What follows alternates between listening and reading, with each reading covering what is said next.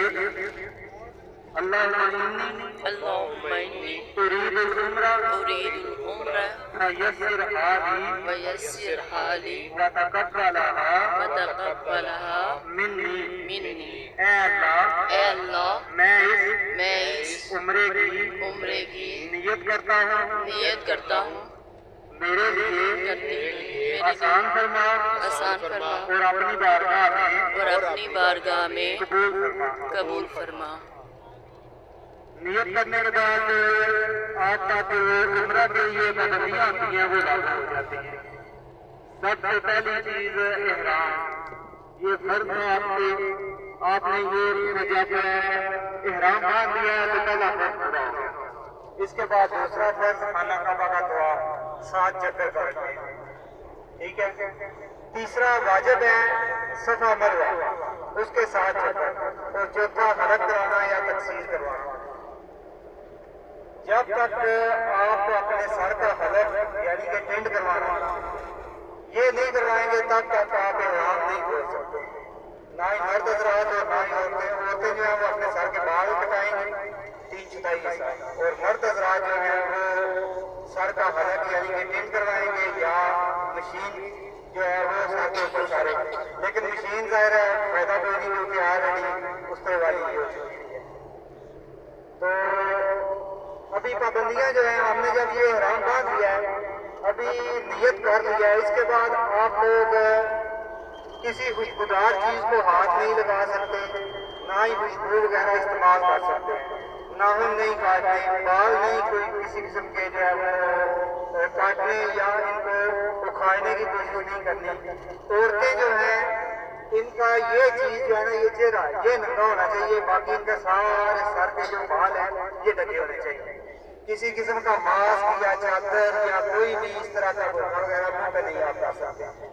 مرد حضرات جو ہیں وہ 2 چادریں یہ ایک کا تہمت بنا لیا اور دوسرا جو ہے وہ سر کے اوپر جیسے ایک جسم کے اوپر چادر لیتے ہیں وہ والی ہے۔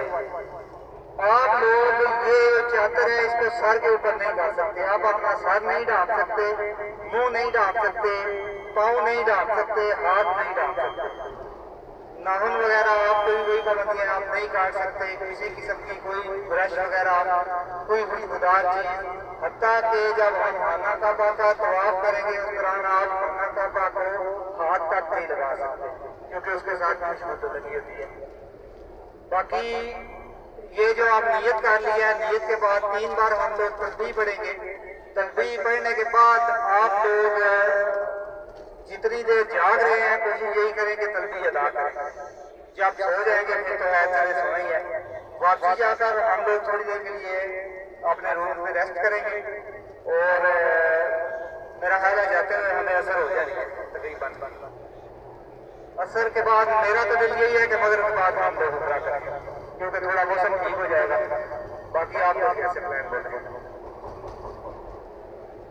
کیا ہے مغرب کا ٹھیک ہے؟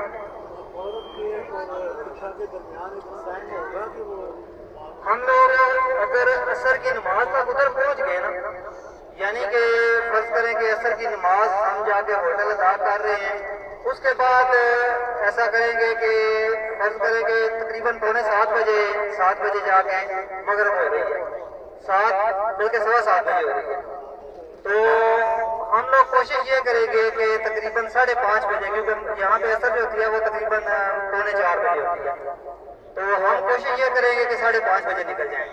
5:30 اگر نکلتے ہیں تو 10-15 منٹ میں ہم لوگ وہاں پہ حرم کے اندر چلے جائیں گے اور مغرب کی نماز تک ہم لوگ طواف اپنا پورا کر لیں گے۔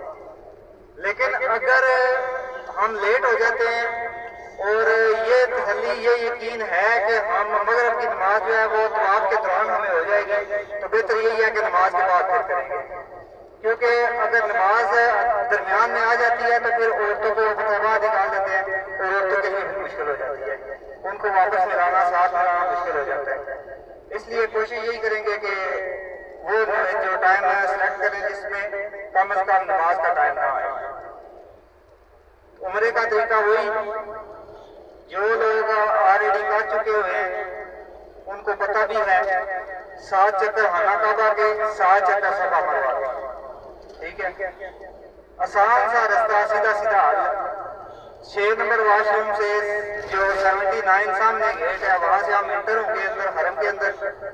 7 چکر خانہ کعبہ کے کاٹنے کے بعد ہم صفا مروہ والی سائڈ پہ جائیں گے، وہاں 7 چکر کاٹنے کے بعد 8واں چکر ہم جب صفا والی جگہ پہ آئیں گے نا جہاں سے صفا شروع کیا تھا اس کے بالکل سامنے 13 نمبر گیٹ ہے۔ 13 نمبر گیٹ سے ہم لوگ باہر نکل جائیں گے اور باہر نکل کے وہاں سے چلتے ہوئے سیدھے 3 نمبر واش روم کے پاس آ جائیں گے۔ 3 نمبر واش روم کے ساتھ ہوتے ہوئے وہی 6 نمبر واش روم کے پاس اور وہاں سے سیدھا کر۔ اگر کوئی مطلب ہے کہ اگر پیچھے رہ جاتا ہے یا بچھڑ جاتا ہے تو کم از کم اس کو رستہ معلوم ہونا چاہیے۔ اب تو ویسے یاد ہو جانا چاہیے۔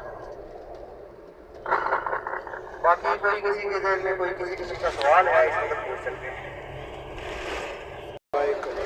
لبیک لا شریک لک لبیک لبيك لا شريك لك لبيك ان الحمد إن الحمد والنعمت والنعمة لک والملک لك والملك لا شریک لک لا شريك لك لبیک اللہم لبیک لبيك اللهم لبيك لبیک لا شریک لک لبیک لبيك لا شريك لك لبيك ان الحمد إن الحمد والنعمت والنعمة لک والملک لك والملك لا شریک لک لا شريك لك لبیک اللہم لبیک لبيك اللهم لبيك لبیک لا شریک لک لبیک لبيك لا شريك لك لبيك ان الحمد إن الحمد والنعمت والنعمة لک والملک لك والملك لا شریک لک۔ لا شريك لك۔